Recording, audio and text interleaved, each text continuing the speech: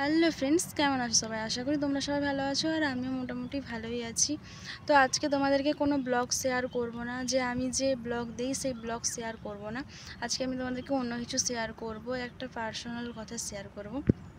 তো আমি সব ইউটিউবারদেরকেই দেখেছি যে তাদের অনেক পার্সোনাল কথা শেয়ার করে। তো আমিও ভাবলাম যে তোমরা যেহেতু আমার পরিবার, তো আমার বন্ধু, তো তোমাদের সাথেও আমার এই কথাটা শেয়ার করা উচিত। তাই জন্য আমি ভাবলাম যে আজকে শেয়ার করেই ফেলি কথাটা। অনেক দিনই ভাবছিলাম যে শেয়ার করব, কিন্তু শেয়ার করতে পারছিলাম না। তো আজকে আমি ফাইনালি ভাবলাম যে শেয়ার করব, তাই করছি।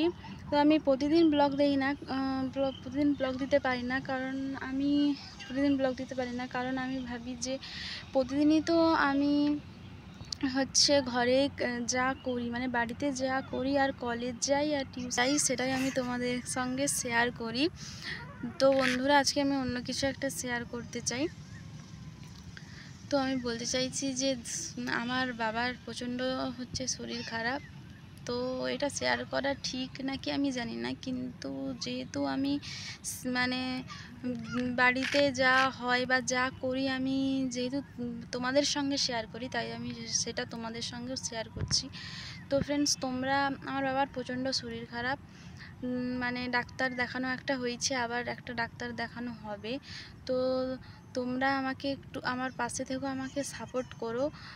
আর আমাকে সাপোর্ট করলে তাহলেই আমি একটু আনন্দিত হব, যেহেতু তোমরা পরিবার আমার।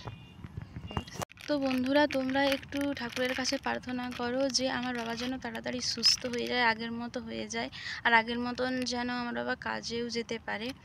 তো ফ্রেন্ডস, আর কিছু আমার বলার নেই, আমি এটাই শেয়ার করবো বলছিলাম। তারপরে দেখো ফ্রেন্ডস, আমরা বিকেলের দিকে একটু ঘুরতেও এসেছিলাম, ঘুরতে এসেই ব্লগটা করছিলাম। তোমাদেরকে একটু বিকেলের দৃশ্যটা দেখালাম, প্রায় সন্ধেই হতে যায়, দেখতে পাচ্ছ।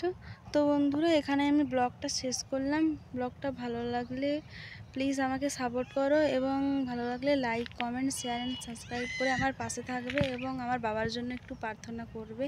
তো বাই ফ্রেন্ডস।